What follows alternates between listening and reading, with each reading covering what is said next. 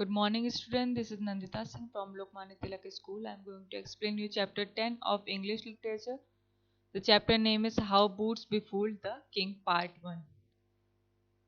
इसका फर्स्ट और second part में आपको पढ़ा चुकी हूँ, जिसमें मैंने आपको बताया था कि किंग एक वाइस किंग था, जो कि उसकी एक प्रिंसेस थी जिससे सब शादी करना चाहते थे। तो उसने ये प्लान किया कि जो भी पर्सन उसे बेफूल कर देगा वो उसे अपनी प्रिंसेस की शादी कर देगा और उसे आधा किंगडम भी दे देगा।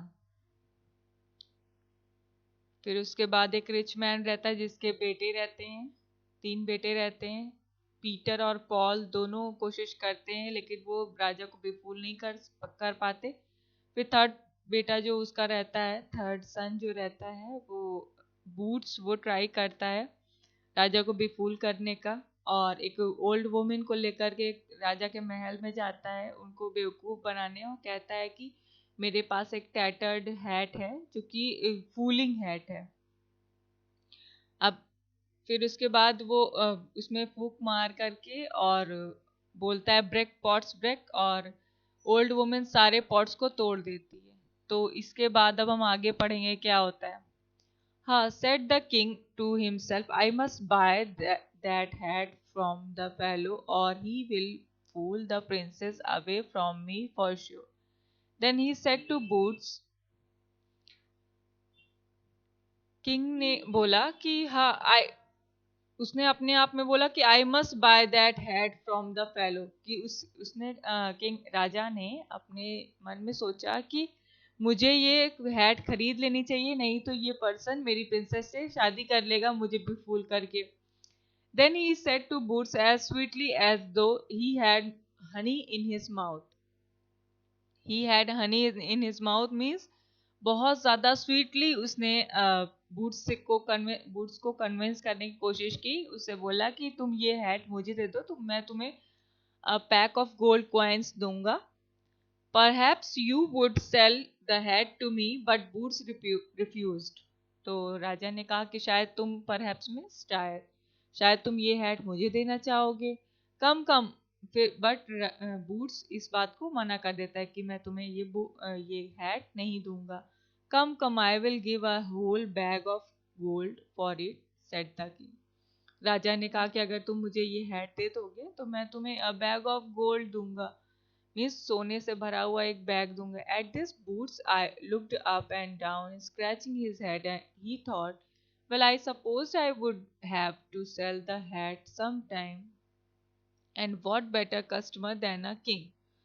तो इस पर बूट्स ने इधर उधर देखा, ऊपर देखा, नीचे देखा, अपने हेड को स्क्रैच किया। फिर उसके बाद उसने सोचा कि he thought, well I supposed I would have to sell the hat sometime.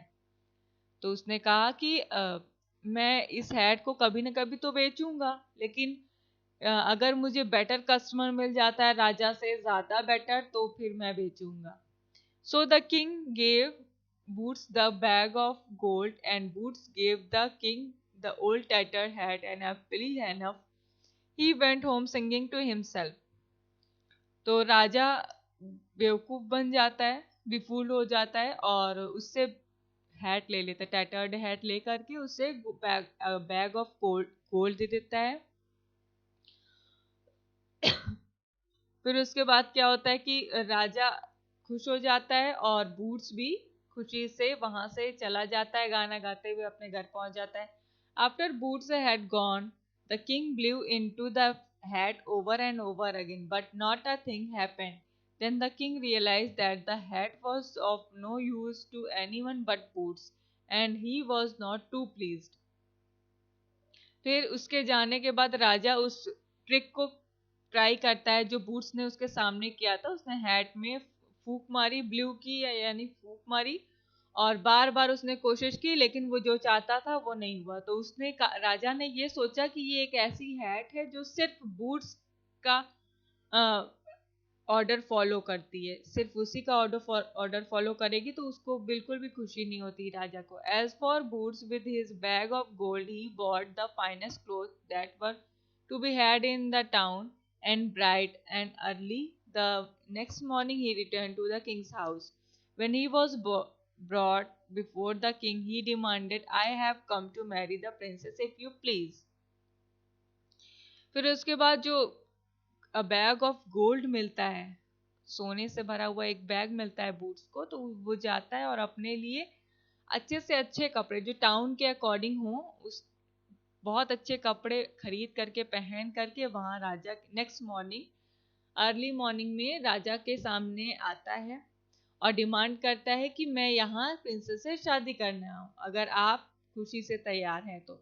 However, the king was not at all pleased. He was sure that Boots had fooled him, but after all, he could not allow such a lout to marry the princess. So he decided to give Boots another test. लेकिन राजा इस बात से खुश नहीं हुआ. उसने कहा कि बूट्स ने उसको बेवकूफ बनाया है, लेकिन पूरी तरीके से वो सेटिस्फाइड नहीं था. तो उसने कहा कि मैं अभी तुम्हें अपनी प्रिंसेस से शादी करने के लिए अलाउ नहीं कर सकता हूँ. So he decided to give boots another test. तो उसने बूट्स को कहा कि मैं तुम्हारा दोबारा से टेस्ट लूंगा. ये चैप्टर आपका कंप्लीट हो गया. नेक्स्ट जो टेस्ट वो लेगा वो नेक्स्ट पार्ट में है इस चैप्टर के. अब मैं वर्ड मीनिंग आपको बताऊंगी जिसको आपको कॉपी में करना है. फर्स्ट है आपका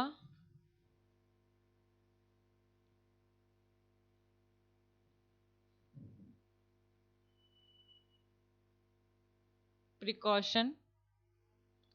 नेक्स्ट है yonder.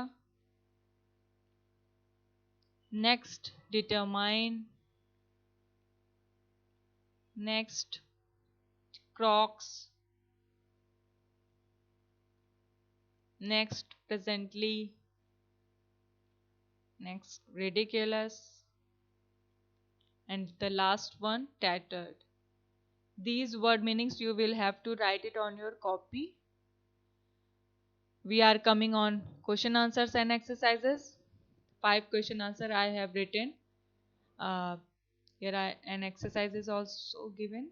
यहाँ पर आपको सेंटेंस के अकॉर्डिंग जैसे स्टोरी हमारी क्रिएट हुई थी उसके जैसे जैसे इवेंट हुए थे उसके अकॉर्डिंग यहाँ पर देखिए ऊपर नीचे करके दिया है, तो मैंने इसमें नंबरिंग कर दी है. आप इसको बुक में फिल कर लीजिएगा. Exercise B. नेक्स्ट है आपका who said to whom. First सिर्फ मैंने हु सेड टू हुम कराया क्योंकि बाकी के जो क्वेश्चन आंसर्स हैं वो आपके मेन क्वेश्चन आंसर से रिलेटेड है, तो मैंने सिर्फ हु सेड टू हुम कराया है. इसमें सेकंड से स्टार्ट है, फर्स्ट कट है क्योंकि उसमें है नहीं. सेकंड आपका हु सेड टू हुम है. ये वर्ड यॉन्डर वाला सेंटेंस किसने कहा था ये कर लीजिएगा इसको बुक में. नेक्स्ट 2 हो गया, 3 हो गया, 4 एंड 5 फर्स्ट में नहीं है, बाकी सब में है, तो इसको आप बुक में फिल कर लीजिएगा and also learn it. We are coming on question answers. 5 question answers are given. Write it on your copy.